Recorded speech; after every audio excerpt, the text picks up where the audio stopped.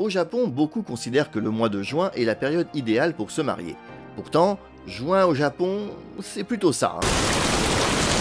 Je sais bien qu'on dit souvent mariage pluvieux, mariage heureux, mais là perso, je ne mets pas de moustache dehors. Et ça ne m'étonne pas de toi, mais même s'il pleut beaucoup en juin, ce n'est pas non plus la mousson. Bref, vous allez voir que les June Brides, comme on les appelle, c'est-à-dire les mariés de juin, c'est une tradition qui a des origines plutôt surprenantes, et malgré la pluie, ça reste une période idéale encore aujourd'hui pour convoler en juste noces. Si vous rêvez de vous marier un jour au pays du soleil levant, c'est le moment d'être attentif. Bienvenue dans Japon Express.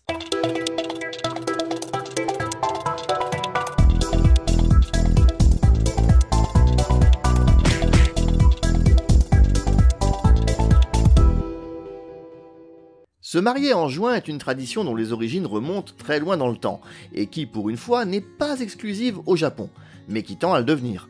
La tradition existe depuis des siècles au pays du soleil levant, comme elle existait en Europe notamment, et quasiment pour les mêmes raisons comme on va le voir.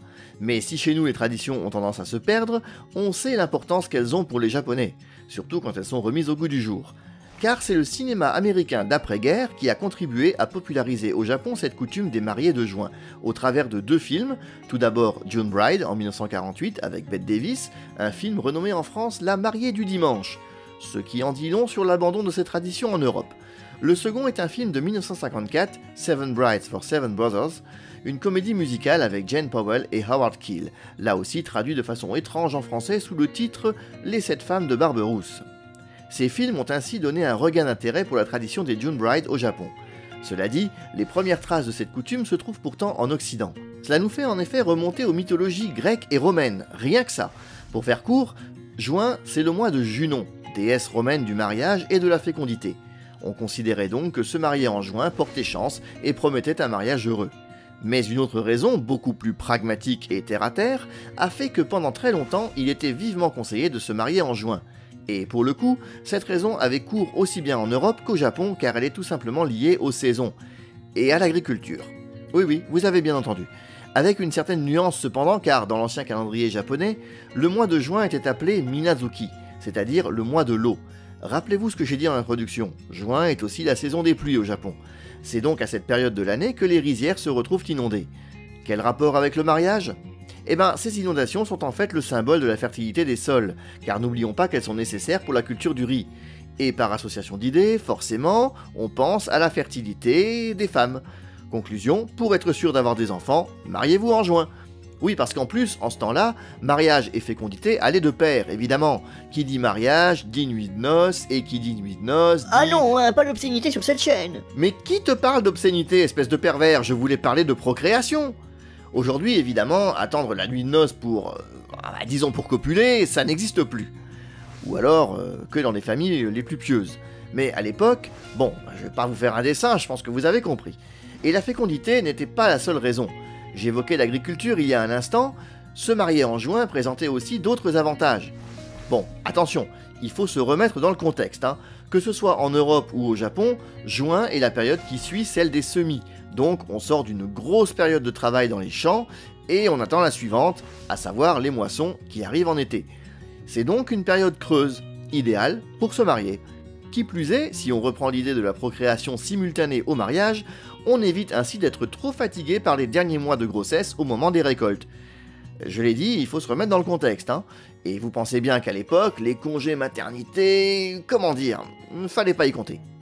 D'autant plus qu'au Japon, les mois d'été sont particulièrement chauds, et cela évite aussi d'accoucher quand il fait 40 degrés à l'ombre. Bah oui, on pensait quand même aussi au bien-être des femmes à l'époque, que ce qui vous fait croire le contraire. Bien entendu, toutes ces raisons n'ont plus cours aujourd'hui. Mais alors, pourquoi les Japonais perpétuent-ils à ce point cette tradition ? Eh bien, il y a toujours des raisons d'ordre pratique, figurez-vous. Tout d'abord, comme c'était le cas en agriculture, juin est une période dite creuse, d'un point de vue professionnel, au contraire des mois d'avril et de mai, souvent très chargés. En effet, au Japon, ces mois sont traditionnellement consacrés à l'accueil de nouveaux employés dans les entreprises, qui privatisent ainsi des restaurants pour l'occasion. Difficile donc de réserver une salle pour un mariage à ce moment-là. De plus, en mai a lieu la Golden Week, dont on a déjà parlé dans une précédente vidéo, que je vous mets en fiche.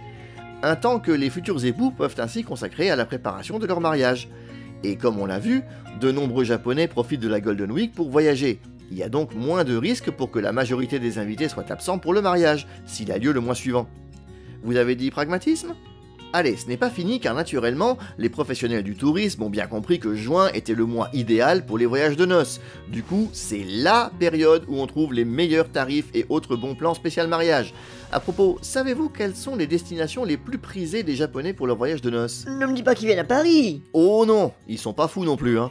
Les 3 destinations phares sont Hawaï, déjà très prisée pour les vacances quelles qu'elles soient au Japon, mais aussi les îles de Guam ou de Saipan. Le Saipan, c'est où ça? Eh ben, je me suis posé la même question, figure-toi. C'est une île qui se trouve au nord de Guam, justement, dans les îles Mariannes. Donc, encore une destination en plein océan Pacifique. Et j'avoue que ça donne envie. Oh, tu vas te marier? Mais non, pas du tout. Mais je ne dirais pas non à quelques jours de vacances bien mérités dans un lieu paradisiaque. On peut toujours rêver. En tout cas, maintenant vous savez tout sur cette tradition qui revient assez souvent, il faut le dire, dans la pop culture au Japon, dans les mangas, les animés, tout ça.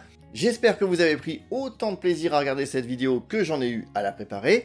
Merci en tout cas d'être resté jusqu'au bout. C'est au moins aussi important pour le référencement que les likes, les commentaires, les partages et les abonnements. Alors, pensez-y. On se retrouve très bientôt pour une nouvelle vidéo. D'ici là, continuez d'aimer le Japon. Matane!